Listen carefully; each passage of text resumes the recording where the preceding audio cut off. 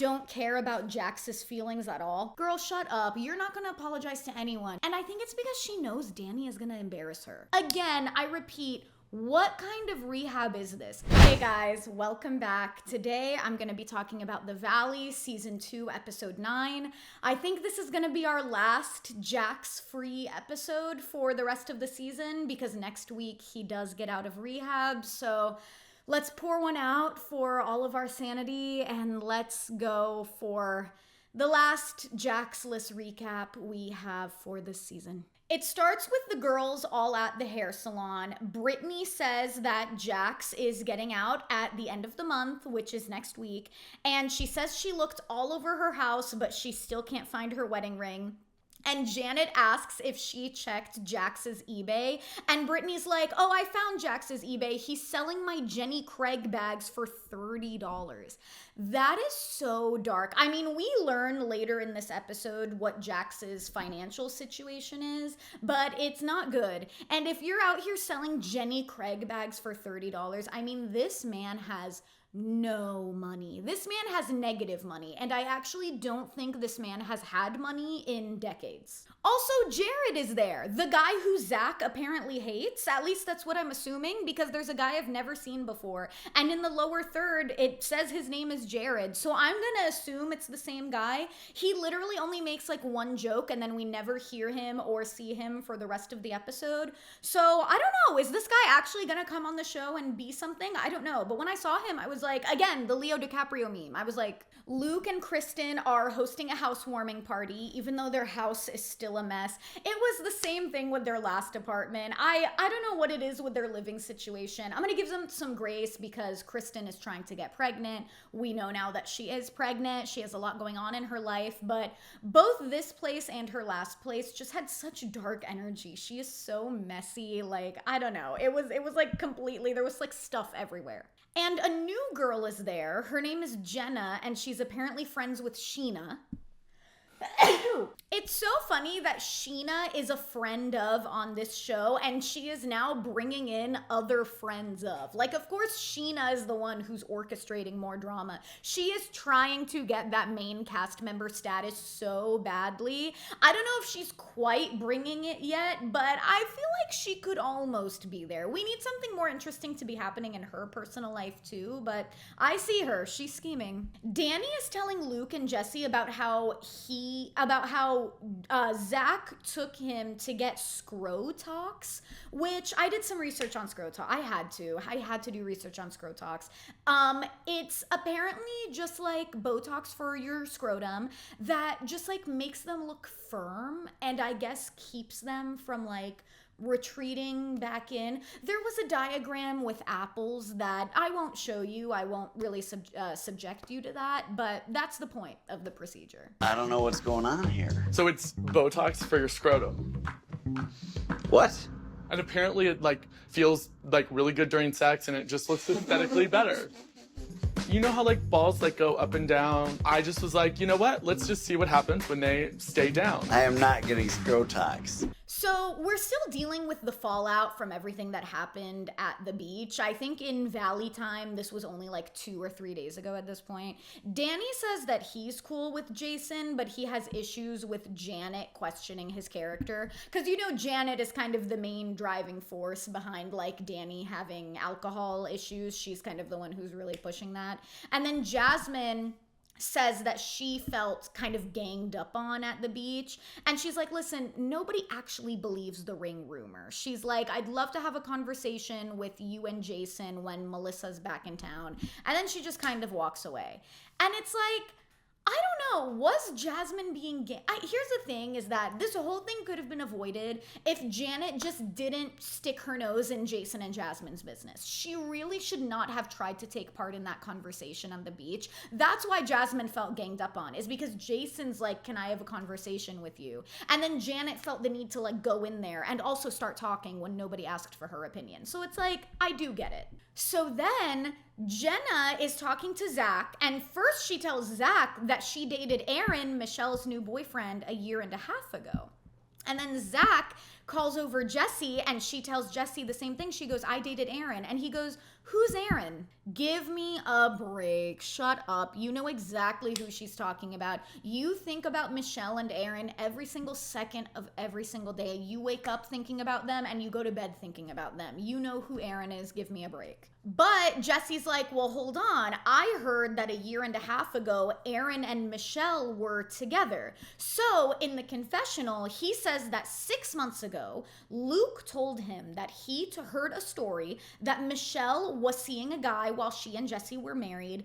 And one day she couldn't get a hold of this guy. So she stopped by his house and she caught him with another girl. And so now Jesse's like, hold on, is Jenna this girl?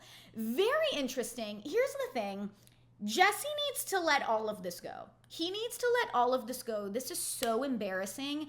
Who cares? That's the thing. Who cares whether or not Michelle was cheating on you? I think she probably was because she was so fucking miserable. I think she wanted to find any ounce of happiness she could get. So I do think that she was cheating on Jesse. But you want us to believe that you weren't cheating on her too? I 100% believe that you were cheating on her too. He needs to let all of this go. Like, he is so committed to being miserable because he wants Michelle to be miserable so badly, and he just can't accept that she is happier without him. He needs to just let all of this go. Who cares? Luke tells Danny that he's setting up a trip to propose to Kristen in Hawaii, so we're setting up the cast trip. I thought it was so interesting that, like, they were showing that cast trip in the mid-season trailer. I think it's so interesting that that's Luke's trip. He's really, like, taking command of himself as like a cast member on the Valley. He's not just Kristen's boyfriend anymore. He has a role to play here. Thought that was very interesting that it's his trip. So Brittany tells Janet and Jason about her FaceTime call with Jax's sister and about Jax going to the hospital, having a heart attack because Brittany was talking about, what was he even saying? Brittany was talking about like divorcing him or whatever. And Brittany says that she asked the therapist who like walks around checking on the patients, and the therapist said that Jax pressured the front desk girl to lie about him going to the hospital if anybody called. And he apparently pressured this front desk girl so much that she was like crying and she was like a complete mess, and she I guess had to like lie to people and tell them that Jax was going to the hospital. Again, I repeat, what kind of rehab is this? Here's the thing. Before, I was kind of on the fence about whether or not this was a real rehab. Now I'm 100% convinced that man is not at rehab. That man is not at a mental health facility. That man is like checked into a Motel 6 down the street. What kind of a rehab is this? What kind of a rehab lets you just have unrestricted access to your phone to be terrorizing people, lets you just come and go to like check the mail, and now just lets you just have unrestricted access. You can go up to the front desk girl whenever you want, make her cry. And what? Like, none of the other people who work at this facility is gonna come up and stop you. They're just gonna let you terrorize the front desk girl and just watch. And then it's like, what kind of front desk girl is this? They don't just hire anybody to work at these facilities. I imagine you have to go through very rigorous training and like a strong background check. What kind of front desk girl is gonna be like, yeah, I'll fake a medical emergency for you? None of this is adding up. That man is not at rehab. He's not at a mental health facility. He is somewhere else just recording videos on his phone in front of a white wall. He is nowhere. So Janet and Jason realize they've been bamboozled, and thank God. I mean, they had literally just had their FaceTime call with Jax where he was like, I'm a changed man, I'm different now, I'm coming home so much better than I was before, and they were really drinking that Kool-Aid, so thank God they found this out. Now to see what they're gonna do with this information, because all of the guys for some reason are being such doormats when it comes to Jax, like just this male loyalty that is so frustrating considering Jax is literally an abuser and he's lying to all of them. And then Brittany goes, if he doesn't fix this, I'm ready to fight. Girl, fight now! Fight now! She keeps giving him so many chances. If he doesn't fix this, I'm gonna divorce him. Oh, if he doesn't pay off the mortgage, I'm gonna divorce him. Oh, it's like, just do it now. The time was 10 years ago. The second best time is now. Michelle is at Lala's house, and Lala is was talking about co-parenting with Randall, I don't think they were ever married, just her ex-boyfriend who she has a daughter with. And she's like, I can always tell when Ocean has been with her dad because she starts acting like a brat. Like, she starts acting like I'll just buy her whatever she wants because he just gives her whatever she wants. Randall, I think, was like a billionaire. He was really, really rich.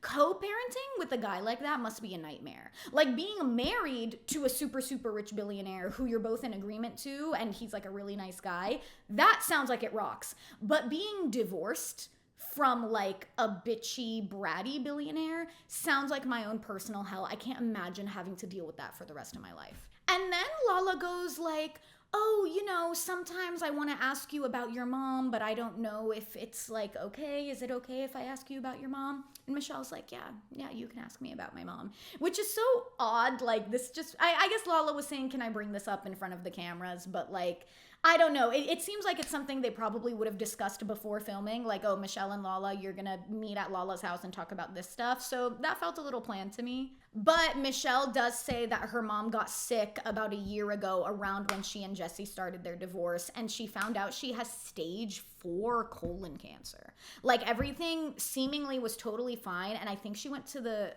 urgent care with like diarrhea or something. And she found out she has stage 4 colon cancer. That's fucking crazy. Life is so crazy. Like, you can wake up and be totally fine. Then over the course of the day, you could have like a stomach ache and you go to the ER and you find out you're terminally ill. That's fucking wild. That sucks. And the first round of chemo didn't work, so she's starting her second round, and the cancer has spread everywhere and it's killing her. Just really sad. It's really sad. She's like, I don't think I have that much longer with her. Who is going through the same thing? Oh, on the Real Housewives of Miami. Which one of them is? Oh, Lisa was talking about how her dad suddenly had a stroke, and I was talking about in that recap how like watching these Bravo shows about people in their like 40s, 50s, and 60s, like you're watching a lot of them like lose their parents. Like, I will never forget when Vicky Gunvalson got that phone call that her mom had died. Like, it's really dark stuff and it's really sad. Those are always like such sobering moments in these shows. Like, really makes you think about life. Like, it really makes you think about like all of the hard circumstances that people go through and that we will all go through at certain times. Just like really rough. It's just sad. Jasmine and Melissa meet up with Janet and Jason at a Mexican restaurant. Honestly, this whole scene, kind of a snooze fest. Because, I mean, it's just like the two most boring couples in this entire show, like meeting up for a scene together. Jasmine says that she never repeated the ring rumor to Kristen.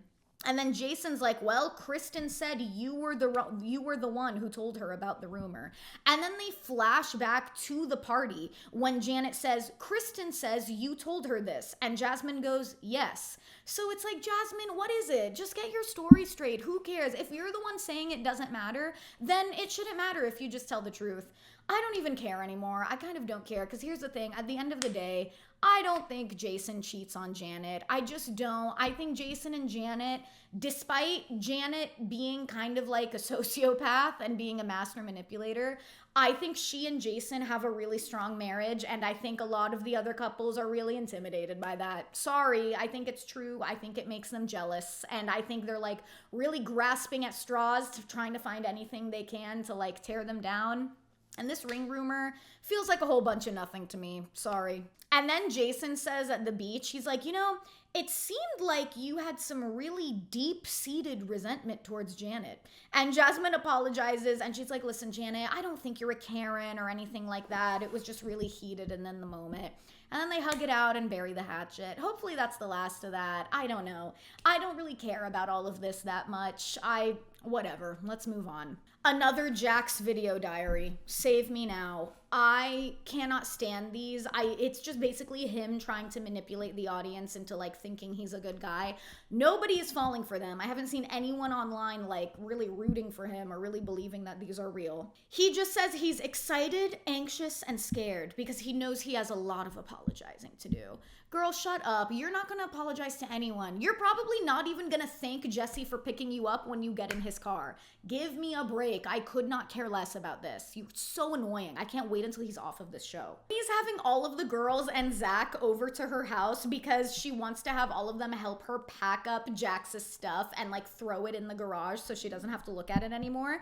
And she ordered like a shit ton of fast food. She had like McDonald's, like Burger King, Taco Bell, Domino's, and then she laid it all out kind of like a charcuterie spread. And then this was so unintentionally bitchy, but Michelle gets there and she looks at all the fast food, and in the confessional she goes, Brittany and I have very different taste buds. This was so like unintentionally bitchy from her. It was so funny. If I heard somebody say that about me because I had like Taco Bell for dinner or something, I would be so embarrassed.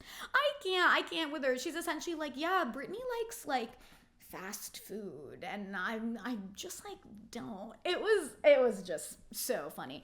Also, it's like, I will say I love fast food. I love it a little too much. Like, I'm probably getting fast food like once a week, but like lukewarm fast food that was ordered in bulk is like that's really not the vibe. Like having a fast food spread, those fries are gonna get cold in like 2 minutes. That's not really how you eat fast food. And now as they're packing all of Jax's stuff into garbage bags, or no, this is before that, Zach suggests that since Jax is getting out of the mental health facility on Thursday, they should take Brittany out for one last night of fun on Wednesday. And Brittany says that she thinks seeing Jax is gonna break her. And she's like, I love him, and you guys know how he can bring me back in a lot of the time. I am literally so scared. That man, like, the way he has probably spent the last 10 years manipulating her and, like, making her think that she needs him is like, God, I just feel so bad for her. I really, really hope he doesn't manage to bring her back in. And then Michelle in the confessional is like, you know, I wish I could get the same amount of support that Brittany's getting because I'm a ride or die friend and I don't really feel like I get the same thing in return. But it's like, you know, like I feel like Brittany really asks for that support and she really makes it clear that she needs it. Whereas Michelle is like kind of naturally very closed off. She's really reserved.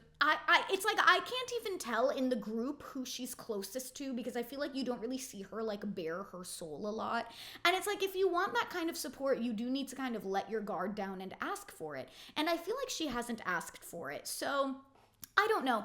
Also, it's like Brittany is dealing with like an abusive ex who is like putting her millions of dollars in the hole and jeopardizing her physical safety and the safety of her autistic son. So it's like the situations aren't quite the same. And it's like, I get that you want that same level of support, but it's like, time and place, like, you know what I mean? I don't know. Like, just because Brittany is going through something, it doesn't mean that you're not also going through something. It's just like, I feel like what Brittany's going through is like super, super urgent and like scary. And like, I don't know. I'm not sure if I'm feeling that with Michelle. So they all go upstairs and they start tossing Jax's stuff into bags. And Kristen like separates his shoes into different bags to be petty. Here's the thing. On the one hand, I'm like, this is the type of energy we need right now. Like, I am living for this. This is incredible. And on the other hand, I'm like, Jax is going to come home and see this and he is going to crash out. Like, I really hope that Brittany isn't home when Jax comes home and sees all of his stuff in garbage bags because I would actually be like fearing for her life. So hopefully she like gets the hell out of Dodge while he moves all of his stuff. And then she gets emotional when she sees a jean jacket that Jax used to wear a lot and she starts crying and I'm like, girl, God damn, like she is in so deep with this man. This man, I just hope like all of the young women watching this really see how like one mistake like this, marrying a guy like this, can really ruin your entire life. I mean, she is fucked. Like, this is horrible. The next day, Brittany goes to meet with a lawyer. Thank God she goes to meet with a lawyer. She's like this really like kind of cunty, like Armenian, like it's giving like the lawyer from Marriage Story. Like she's just very like let's do this. Like I'm gonna be like Team Brittany, which I love. I feel like she needs that. She like tells her about her and Jax's whole history. She's like, his aggression is getting to be way too much. She shows the lawyer the scary text that Jax sent her, and the lawyer is so disturbed, and she's really like trying to stay calm because it definitely wouldn't help if both of them are panicking. She's looking at this text and she's like, oh, that's not good. She's clearly like scared for Brittany's life. And then she also tells her about like Jax looking at her through the cameras. And the lawyer asks if they had a conversation about who would pay the mortgage. And Brittany says that at one point Jax was $1.2 million behind on his taxes. And that was before they got married. And he was gonna go to jail if he didn't put it all on the house. And so Brittany let him put his debt on the house. And their mortgage went from $8,000 to $17,000. I'm so sorry because I was watching this and I was like, how stupid do you have to be? I'm so sorry. It's like, I get it. Like, all of this, like the money issues and things like that, it's Jax's fault. I get it. He's an abuser. He's a manipulator. He's a financial abuser. He is horrible. But Brittany does have to take responsibility and say, I was so stupid for marrying this man. How stupid was I? Because you have to be such an idiot to hear a guy say, oh, I'm $1.2 million in debt. Do you want to get married? And say yes. You're an idiot if you say yes to that. I'm so sorry. And then you let him put it on the house. And now your mortgage is more than doubling. And then Brittany says that at one point the IRS took $100,000 out of her account to like help with that because she was married to him.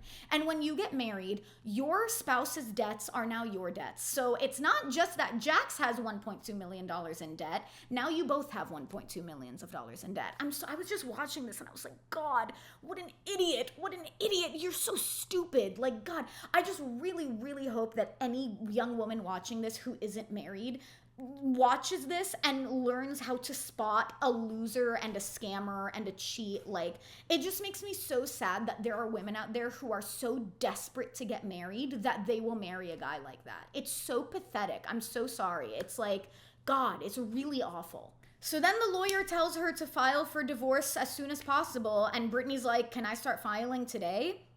Thank God. Literally, thank God. And Brittany's like, you know, I can't believe I didn't cry during all of this. And the lawyer's like, it's the ones who aren't ready who typically cry. And this is a sign that you're ready. That was so like Marriage Story. That is so something Laura Dern would say, like leaning on the edge of the desk like that. Thank God. Thank fucking God. So now we're at the party at Jax's bar. Basically, everybody took a tarp and they covered up the name Jax's, and they called it Brits. And any picture of Jax inside, they took it off the wall. Anything that said Jax, they replaced it with Brits. It's like, on the one hand, this is like really sweet. But on the other hand, like the thing that feels so fake to me about this is that when Jax gets out of the mental health facility tomorrow, nobody's gonna cut him off or hold him accountable for his actions. They're gonna be like, welcome back, I hope you feel better. They're still gonna talk to him, they're still gonna pretend to be his friend. That's what feels so fake to me. It's like, maybe Kristen will do something to hold him accountable, but I don't know. It's like, how can you like be like, yeah, fuck Jax, like go Brittany, Jax is a piece of shit, and then you're gonna be hosting Jax at your house for like charcuterie in 2 weeks, doing like a catch up. You know what I mean? That feels fake to me. Kristen hugs Brittany in the car when Brittany tells her that she filed for divorce, and she seems so surprised. I actually don't think Kristen thought that she would do it, so like it was just a very sweet moment between them. I don't know, it was like really sweet. Do you remember in VPR they like hooked up? Or I think, was that ever confirmed? They either hooked up or they allegedly hooked up, but there was like a rumor that Kristen ate Brittany out. Do you remember that? I think it happened. I think it 100% happened. I think Brittany totally is like bi-curious, or is she? No, she's not out. I think she's bi-curious, and I think they were hooking up during VPR, or they hooked up once. I don't know. I get that vibe. And then Michelle in the confessional says, I'm literally going through the exact same thing, if not worse. Where is my support? Yikes. I don't know. It's like, here's the thing. On the one hand, Jesse is scary. Jesse scares me. I think he's very cold and calculated. He is out to ruin Michelle's reputation. That much is so clear. But like, at the end of the day, here's the thing. We shouldn't be comparing it. But Michelle is the one trying to compare it. And it's like, Brittany was in a situation with Jax where she was physically unsafe. Like, he caused her injury to her legs. He almost, like, his son was in the room when he did that, or he was, like, in the house. And, like, Jax is, like, stalking Brittany. He's harassing her. He's watching her through cameras. He's texting producers trying to get them to, like, interfere with Brittany and her stuff. And, like, yes, Michelle is trying to divorce a piece of shit, and he's calling her a whore and names and disparaging her and accusing her of cheating. But, like, You can't say that's worse. I'm so sorry. Like, yes, Jesse scares me. Like, he seems like a nightmare, but you can't say that's worse. And we shouldn't be comparing the two situations. We really shouldn't. Like, both of them are going through like living nightmares. Like, men are terrible, but she is the one comparing it. So that's why I felt like I had to say that. Kristen and Jasmine talk. And Danny goes, oh, and I hear you guys say that you're good with Jasmine. And Nia goes, Daniel, stop. And then somebody else goes, he's drunk. And Nia goes, Daniel, you can't speak for somebody else. And like now, like Danny is starting to like get in there. He's starting, you know what I mean? He's probably like 3 shots deep, 4 shots deep. He's starting. He's probably mixing. He's like getting ready to get in the mix. And then Kristen asks Nia if she wants to go with her to the bar to get a White Russian. I have never seen anybody in my life drink a White Russian. They look so disgusting. Anyway, Nia says yes. And everyone is trying to get Danny to stop talking. And Jason's like, you're being Danny Darko, dude. And so now like Jason and Janet are kind of trying to like, what is it called? They're kind of trying to like goad Danny, and they're obviously, here's the thing, they know what they're doing. They want Danny to kind of have a little crash out so that Janet can be like, see, you have problems with alcohol. Like, I was right. Like, he is Danny Darko. Look at him. Like, he's freaking out for no reason. They're kind of trying to like get that out of him, which is like, with guys like that, like with liabilities, like that's what you call somebody who like when they start drinking, they like ruin the vibe, like they either throw up or they just get too drunk and black out. You call them a liability. With a liability like that, just leave him alone. Just let him do his thing. Let Nia deal with it. She's his wife, you know what I mean? Like they're trying to bait him. And then as Danny walks away, Janet goes, well, my husband's not over here grabbing asses. And Danny like doesn't even say anything to that. He just goes outside and he tells Nia about Jason calling him Dark Side Danny. And Nia's like, okay, we need to leave. Where's my phone so I can call the Uber? Have you noticed that Nia is often trying to like extract Danny from situations? Like anytime things get chaotic, Nia immediately wants to leave. She has absolutely no fight in her. She just wants to leave. And I think it's because she knows Danny is gonna embarrass her. It's really that. Like, because there's no reason she can't just go into the bar and be like, guys, stop it. Like, it's hurting his feelings. It's hurting my feelings. Can you please just stop? Instead, she immediately wants to leave. And I think it's because she knows that if she goes inside and she tries to start something, Danny is going to get belligerent and he's going to start yelling because he's drunk and he's going to really embarrass her. So she's like, it's just better if we leave. And it's like, isn't that an exhausting life, having to always leave the party because your husband got too drunk and now he's getting into fights? I don't know. Michelle tells Janet that Danny said he thinks she's a snake, and Janet's like, well, he's mad at himself because he has a drinking problem and he comes to this bar and does things that he's embarrassed by, and he's mad at me for pointing out things that he did. I mean, here's the thing is like, Danny is definitely mad at Janet for pointing out that he was like swigging tequila in the pantry. He's definitely mad at her for that, and I think he's out to get her for that. But like, he wasn't being that bad at the bar tonight. He was like inserting himself where he shouldn't have been, but he wasn't being belligerent. I think Janet and Jason kind of chose the wrong time to go in on him because he wasn't really doing anything. He was just kind of like talking a little too much and being an asshole. I mean, it's like, I know people hate Janet. Like, I also don't like Janet. And I feel like it does make her come across as just very like calculating, because you can tell she's really enjoying this a lot. She's really enjoying like sowing chaos, but like you can't, like, I've been seeing some people online being like, what, like Danny doesn't have an alcohol problem. But it's like, guys, he was drinking tequila in secret. You saw the way he was like chugging wine at the winery, and he got so blackout drunk that he like fell asleep before dinner. It's like, and even Jason, even the guys, Jason and Jesse are like, no, Danny has an alcohol problem. So it's like, you can't say that he doesn't. Jesse's picking up Jax from rehab tomorrow, and in the confessional, he's like, God, like, why did we really have to cover up his name at the bar? Like, this all just feels so petty. Jax was so passionate about it. God, how traumatizing for Jax to get out of his mental health facility and find out that we celebrated Brittany for one night. Let's be real. Brittany is the brains behind it, the money backer. You know, she really did a lot. I don't care about Jax's feelings at all. Let's just start off there. I literally do not care if he's like triggered by them covering up Brittany's name or Jax's name with Brits. I don't care. But I do think that it's like, this is your last night of freedom. Like, Jax is getting out of rehab tomorrow. Why do you want to spend your last Jaxless night in his bar, surrounded by all of these reminders of him? That's how you want to spend your last night. You could have gone to any other bar in LA, go to a gay bar, go to a fun, like go to drag brunch, go to like a girly place and just party and get too drunk. Why do you want to spend your last Jaxless night in Jax's bar? And it's like, I get it, you covered it up, it says Brits, it's like kind of cute, but it's like, that's how you want to spend your last night. And I do think Jesse says this at one point. He goes like, this is gonna set him off. It feels like you're poking the bear. And it's like, yeah, at the end of the day, it is gonna set him off. Like, he's gonna get bitchy about it, and it's probably gonna start this whole like tirade. And it's like, you really want to deal with that? It's like, you really want to invite that into your life? Like, I don't know. I just think like it's a cute idea, but will this have all been worth it when Jax finds out and inevitably crashes out? You know what I mean? Then Jesse asks Brittany what the plan is for Jax's stuff. And when she says they packed it up, he's like, well, I don't want to see Jax fly off the handle if he gets out of rehab and sees that. And then Brittany's like, well, if he gets upset at that, that just shows that he's not going to change. And Jesse's like, well, how much winning do you have to do?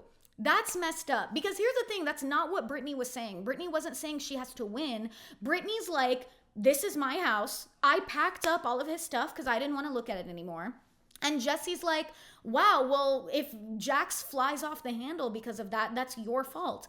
No, it's not. The whole point is that Jax flies off the handle too much, and that's why he's in a mental health facility. And if he comes out and he immediately starts flying off the handle, that's his fault. That just shows that he hasn't changed. Like, Brittany is completely in the right, and Jesse's an enabler. All he does is enable Jax and make excuses for his actions, and I don't know. It's just like, because I'm sure he sees himself in Jax. You know what I mean? Just like, what a pathetic conversation on behalf of Jesse's part.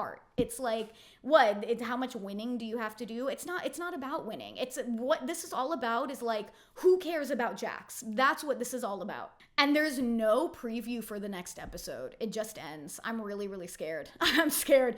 Jax is getting out of the mental health facility and he's going to wreak havoc on all of Los Angeles. I imagine all of us are going to feel a tiny earthquake when it happens. I am going to be so scared. God, I am not looking forward to seeing Jax back on this show. I think we are going to see such dark scenes between him and Brittany. I think it's going to be so bad. Be on the lookout, because in a couple days, I am going to upload my recap of the season 7 premiere of The Real Housewives of Miami. I am so excited.